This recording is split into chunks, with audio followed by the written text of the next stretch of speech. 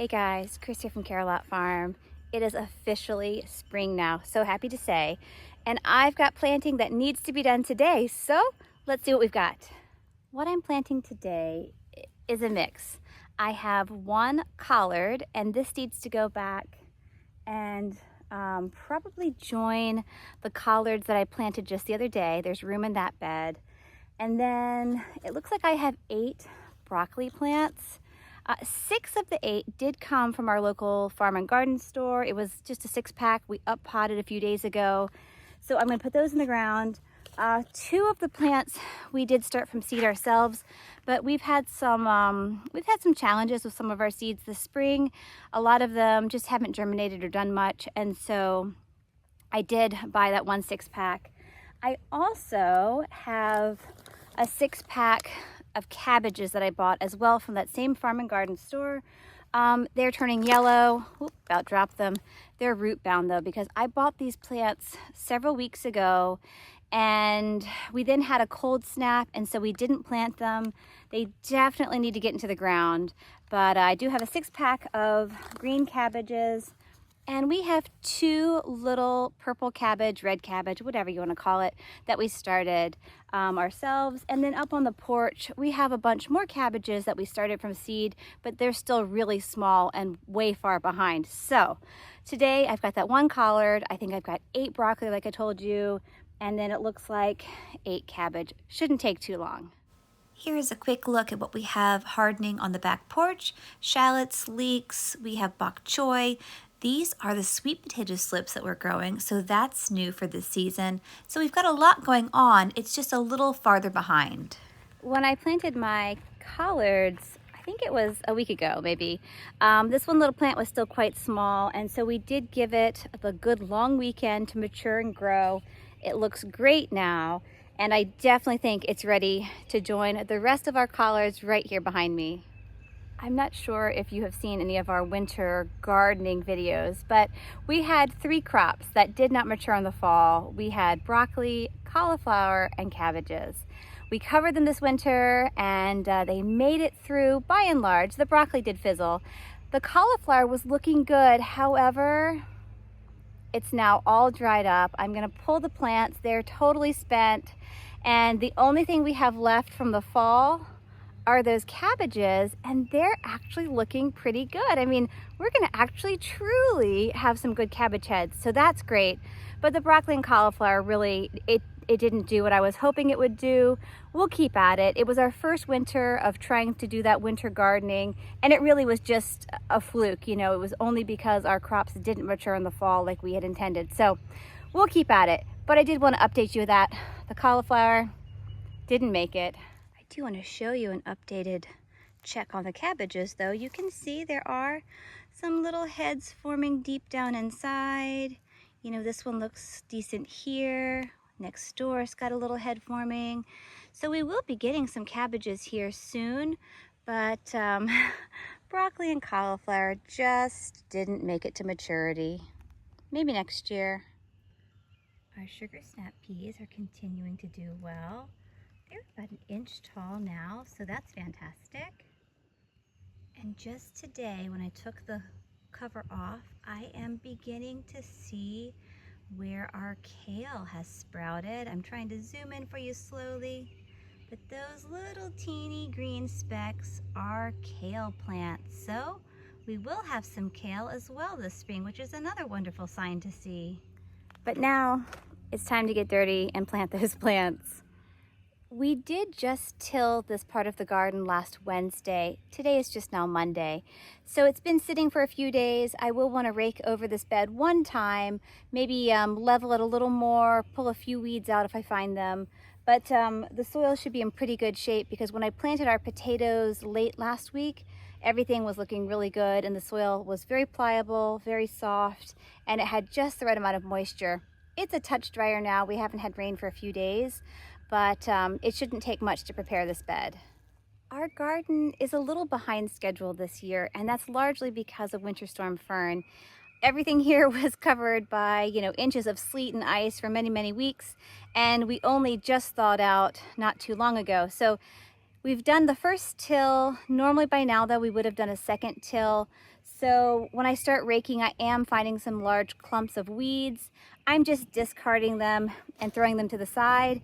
A bed like this though is fine for my larger, more robust cabbages and my broccoli plants that are already pretty substantial.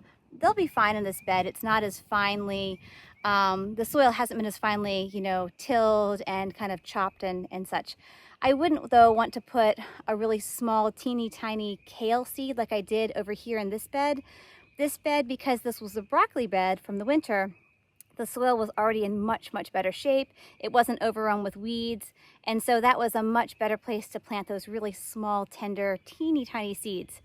This here will be perfectly fine though for the cabbage and the broccoli. I mentioned earlier that my cabbage plants here and my broccoli plants came from the store. And I did buy them several weeks ago, and then we had a cold snap which kept me from planting them right away. I find that whenever I see plants I want at a store, if I'm gonna go that route, I like to buy them when I first see them. I get a good pick of the healthier ones, the more robust ones, and I then have to, though, keep them happy long enough to get into the ground. Oftentimes around here, if I want something in particular and I wait until it's time to truly plant it or put it into the ground when I'm ready, sometimes I can't then find what I'm looking for, or what I do find are just kind of the leftovers that have been picked over, and they're not necessarily the strongest or healthiest plants. So I did buy these early, and you can see they're turning yellow. They looked really lovely and dark green, but I'm sure when I pop them out of this container, they're gonna be really root bound. They just need more soil, more nutrients, and more room to run, and that's what they're gonna get now. This here is a stone head cabbage. It's not necessarily a variety I am familiar with, but you can see where, you know, I actually was thinking it would be more root bound than this. Maybe it's just run out of nutrients, but they're definitely ready to go into the ground, and I'm gonna plant them in a row right here next to my broccoli. It's a little breezy today. I'll also note that these cabbages, they're supposed to be a 50 to 70 day cabbage to maturity. That's not the longest, but it's also not the shortest. We have had some really quick cabbages that were like 40 days before. I couldn't find those at the store, but these should not take too long, and hopefully we'll have cabbage by late spring. I have my broccoli and cabbage laid out here. My broccoli is in a single row.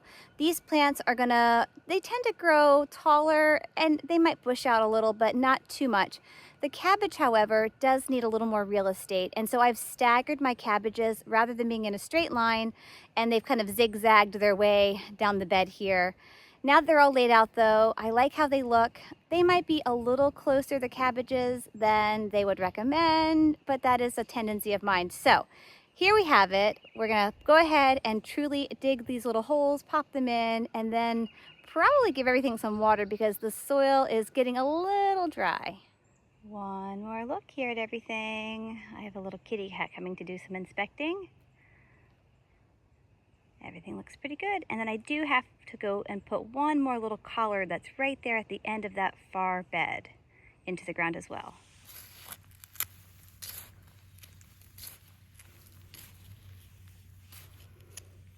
As I do this, if I find, you know, weeds, I'll just kind of pull them out. But I've got my hole here, and I'm just gonna pop my plant in.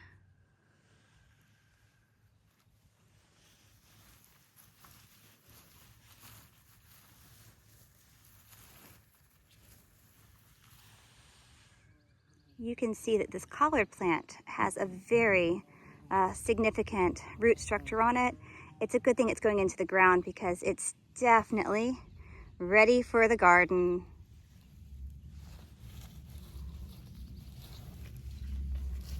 As I'm planting my plants, I do try to be as gentle as I can, working around these lower leaves. I don't want to break them if I can help it. Sometimes it happens, accidents happen, but I think this collard here looks pretty good. When I'm planting or transplanting, I try to be as gentle as I can with my pots and my containers. We do reuse a lot of them, so when we can, we try not to tear them more than we absolutely have to pop a plant out. This one here fared pretty well. It has one teeny tiny little slit in the side. We probably can reuse this. But then these little teeny brown ones, they came from the dollar store. They're really cheap, really thin, but we've still been able to use them for multiple rounds of plants.